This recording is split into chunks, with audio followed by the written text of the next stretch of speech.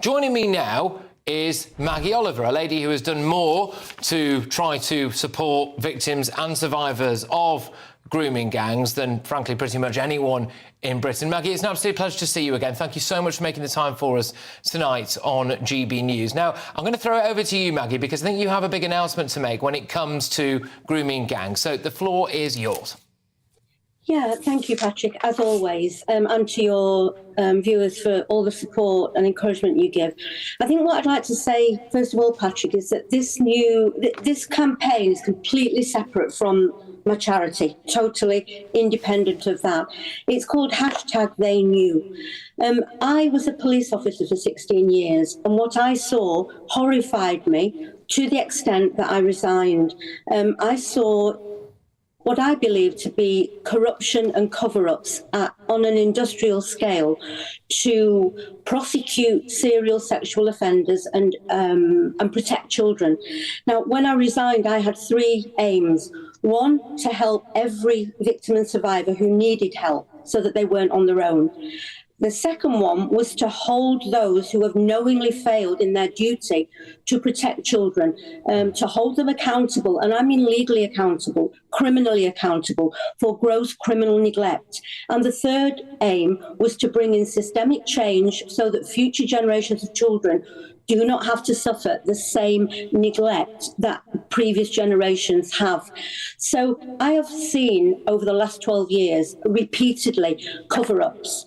The evidence is there to show that there was gross criminal neglect. And yet I have taken it to every institution.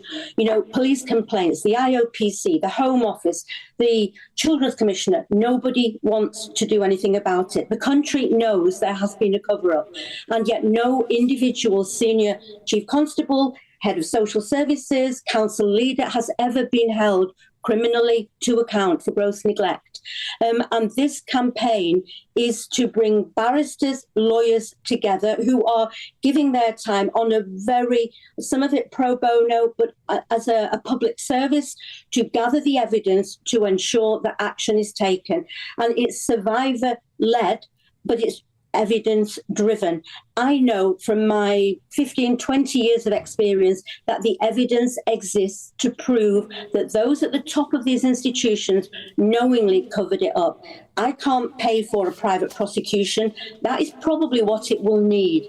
But I believe firmly that without personal accountability for those in positions of power, we will never really see the changes that we need, and we will continue to abandon children to their fate when the institutions fail to step in. Nobody has been held accountable. What you've just shown, Patrick, has shown that the government, repeated governments, successive governments, do not wish to open this can of worms, and it will take people who take the law out of their hands to make sure that something is done about it. How damning is this, Maggie, seriously, that it's got to a point, as far as you're concerned, that every single institutional public body that is supposed to be doing this kind of stuff, every single politician has failed and is refusing to do so. And so the only way that victims and survivors are going to get justice, but also, crucially, the only way that people who may have been in positions of power in the police force, in positions of power in politics, both at a local and a more national level, in positions of power in other areas, for example, whether they might have been magistrates or things like that, the only way they are potentially going to be legally held to account is going to be through someone like yourself and others taking those matters into your own hands. I mean, that is quite damning, isn't it? It's damning, but that is what I believe, Patrick. I mean, I'm going to simplify it to one example, for instance, but there are many. 2005, Operation Augusta, 97 paedophiles identified, named, we knew who they were. It turns out now over 70 children abandoned. Greater Manchester Police, the Gold Command Group, knowingly, deliberately closed down that investigation because they wouldn't put resources in. The official report in 2020 confirmed that. 5 senior officers were referred to the IOPC. They all refused to be interviewed. They are still walking the streets on a big pension. The authorities know that they are guilty of gross criminal neglect. Those men were allowed to continue to abuse for another 20 years. I do not believe that the state will take action. And so it's left to people like me, with my experience, I don't want my knowledge and experience to fade away before we see true accountability. And I am using my knowledge and my experience to try and lead the country towards the change that is needed. I can't do it on my own. I need public support to do it. None of this money that is raised, Patrick, will come to me, the survivors. It is to ensure that action is taken. And I believe this is the only way to do it. I honestly and truthfully do believe that, Patrick. And I'm going to tell people how they can donate as well in a second. But you firmly believe then that currently in Britain there are people who have either retired now from positions of power or are still in positions of power who were complicit in either A, the abuse, or B, the cover-up. And do you think that the reason why people have had... I mean, by the way, Labour deny that they've pulled the rug on this, right? But I think the perception certainly is that they have. Do you think the reason why they've pulled the rug on it is because they are worried about how deep this goes and what it might reveal? I think that they just want to cover it up. And that's been the case for, Anne Cryer.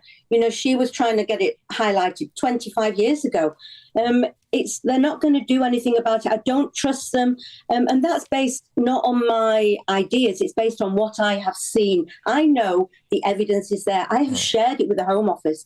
They have done nothing with it. And I've not seen anything in the last 3 months that leads me to believe that there is ever going to be a difference, unless people in office now believe that in 10 years' time they may be held accountable for their deliberate neglect of duty. That's the only way I see change. So practically speaking, Maggie, how do you see this playing out? So is there a team of lawyers behind this? You say that you've got evidence. Obviously, we're not going to name any names or anything. No, you've been very careful not to do that, and I understand exactly why.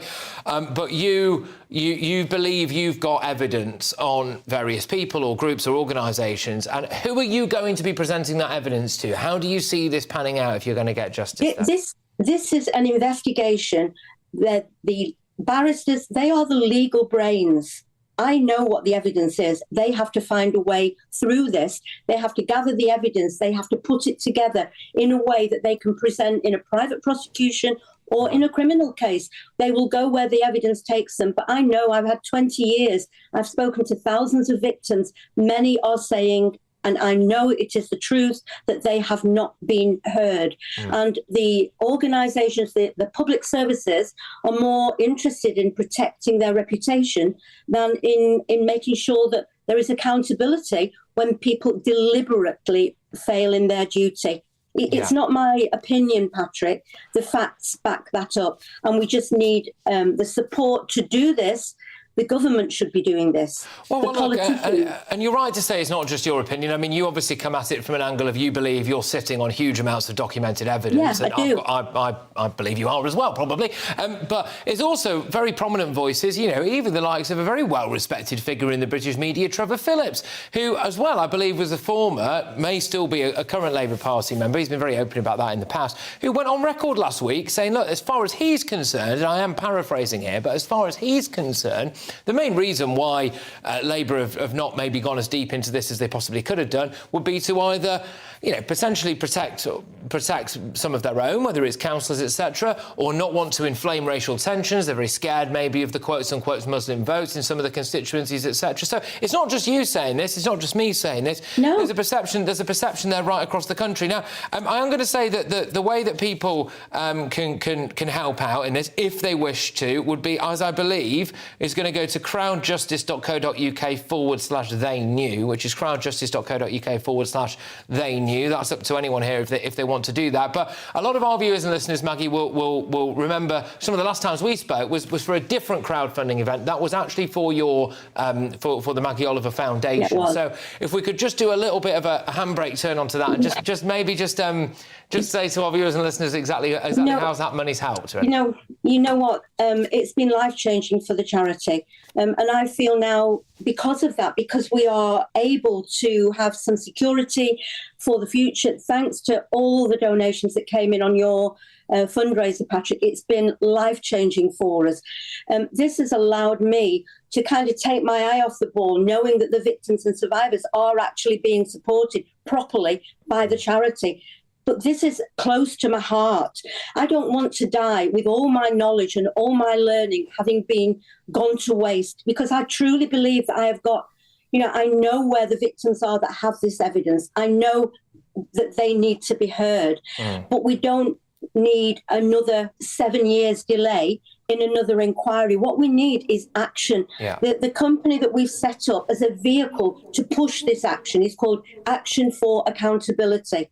And that is where we will see success, we will see accountability, we will have people in the future then looking over their shoulder knowing that they too could be held to account in 10 years' time if they do not act and do their duty today. This is about the future. Yeah. It is not about the past, but in order to change things for the future, we have to make sure that people in positions of trust and authority now know that they can be personally held accountable for their failures. Well, Maggie, thank you very, very much. It's always a pleasure to see you. Well done for sticking your head above the parapet again. I hope that we can continue to touch base on this. That is Maggie Oliver there.